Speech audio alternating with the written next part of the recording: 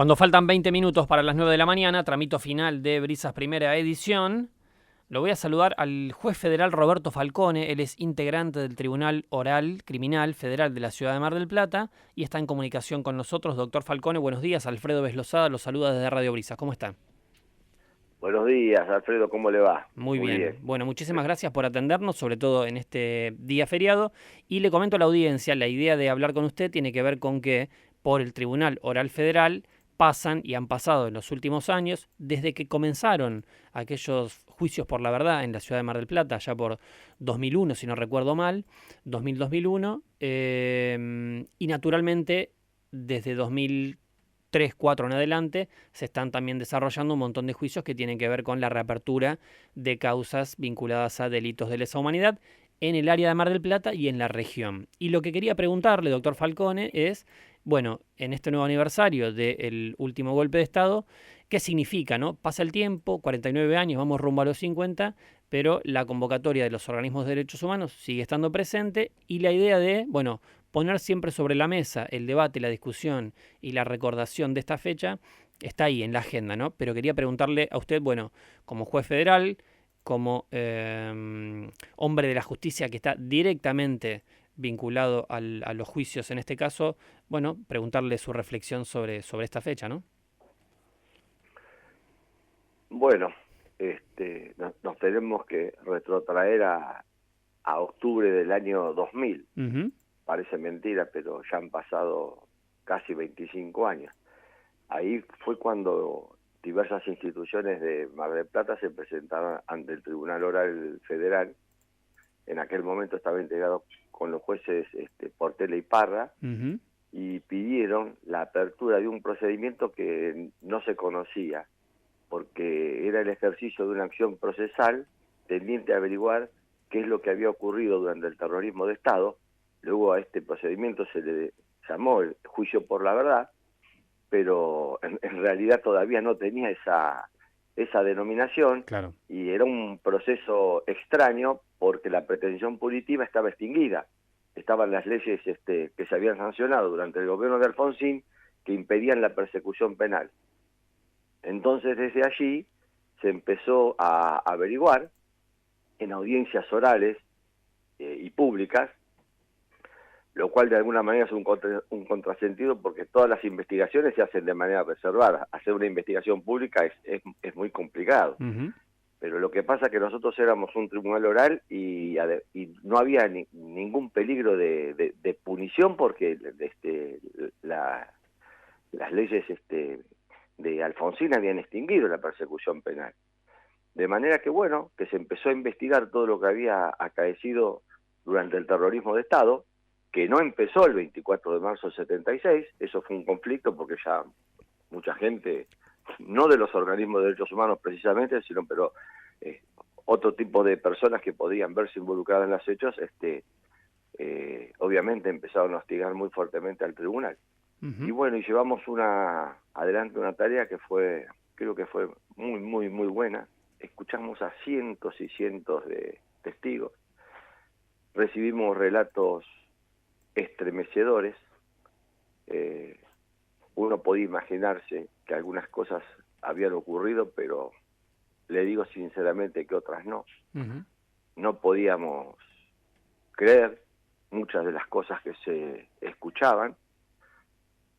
Con absolutamente sinceridad le digo que había momentos en que había que morderse los labios para no llorar de las cosas que se escuchaban, las cosas que yo escuché que niños presenciaron que les hicieron a sus padres. Uh-huh. Y bueno, y eso sirvió para copiar información. Luego la democracia se fue robusteciendo, la Corte declaró la inconstitucionalidad de las leyes y comenzaron a hacerse los juicios contenciosos. Uh-huh. Nosotros en los juicios que se hacían en base a la evidencia que se había recolectado en el tribunal oral no participamos. Vinieron jueces de otros lugares a juzgar esos hechos, o sea que nosotros respetamos absolutamente la imparcialidad. En aquellos momentos también nos trasladaron a los tribunales orales federales de La Plata porque había que juzgar crímenes muy, muy graves que se habían cometido en La Plata, y había que juzgar a personas que habían ocupado altas jerarquías en aquella jurisdicción, y bueno, se hicieron muchísimos juicios, donde se dictaron muchas condenas, pero también se dictaron muchas absoluciones, y absoluciones a veces por hechos graves, porque la evidencia no era demostrativa de la culpabilidad del imputado. Es decir, lo que se trató en todo momento de preservar los valores institucionales, de hacer juicios para que los imputados pudieran defenderse, que la acusación pudiera probar la teoría del caso que tenía respecto de esos imputados, y fortalecer institucionalmente la República Argentina, que a través del juzgamiento de ese tipo de delitos y aplicando un procedimiento común, el que se aplicaba respecto de todos los delitos, pudiera garantizar los derechos del imputado y también los derechos de las víctimas, a que se supiera qué es lo que había ocurrido, dónde estaban sus restos. En muchos casos, en La Plata y el Mar del Plata, identificamos muchos restos de desaparecidos, le restituimos la identidad. Creo que se cumplió una función de tutela, de garantizar el derecho a la tutela efectiva de las víctimas, y bueno, eso es lo que ha quedado marcado en la ciudad y en los jueces que han intervenido en este tipo de juicios que ya llevan más de 25 años.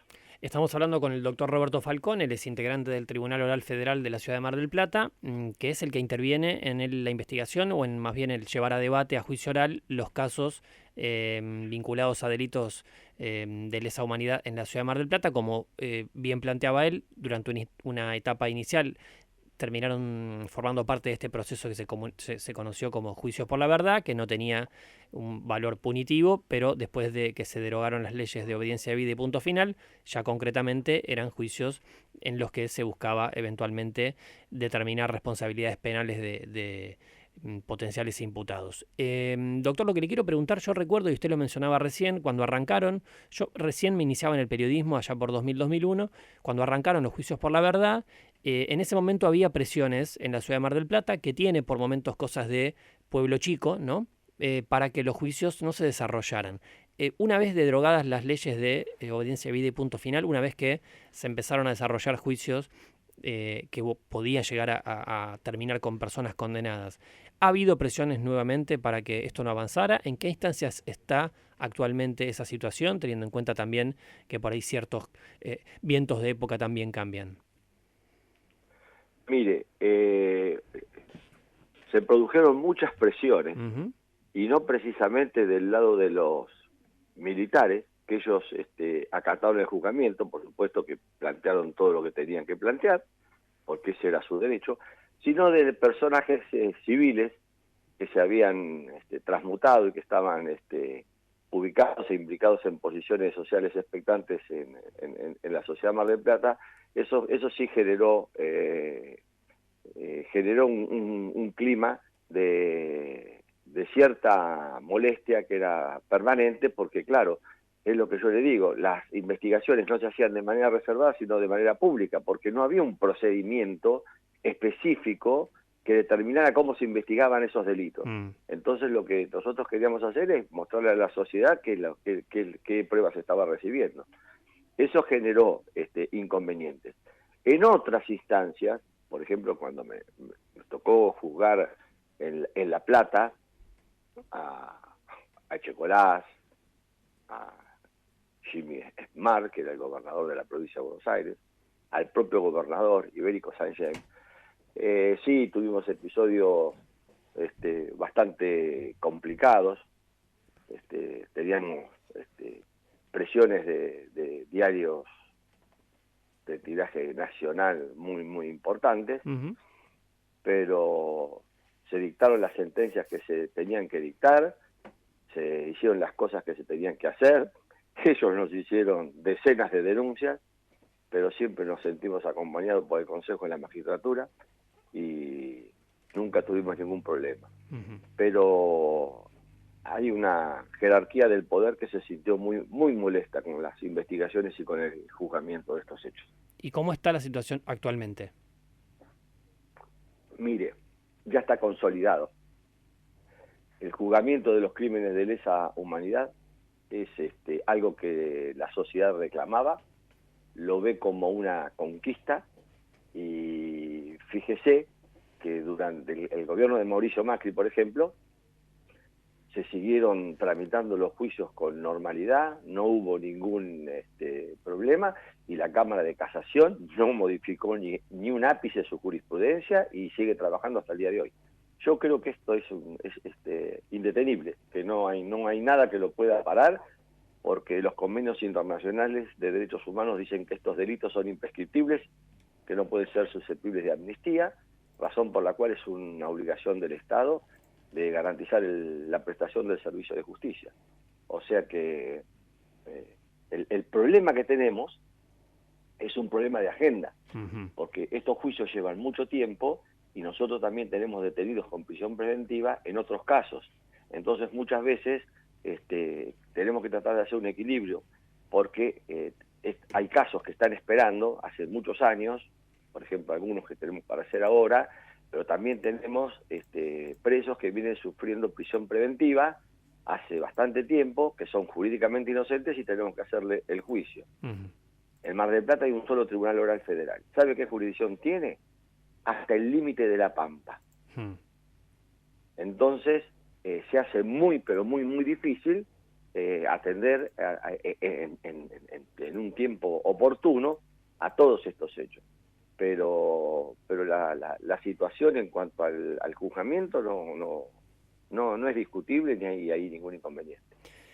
Doctor Roberto Falcone, integrante del Tribunal Oral en lo Criminal Federal de la Ciudad de Mar del Plata. Muchísimas gracias por este contacto con Radio Brisas en este nuevo aniversario del inicio de la última dictadura militar. Queríamos conocer de primera mano cómo es el desarrollo y cómo ha sido el recorrido de los juicios que llegan justamente a la justicia federal vinculados con delitos de lesa humanidad. Muchas gracias por este contacto con Radio Brisas. No, gracias a ustedes. Que tengan un buen día. Un abrazo muy grande.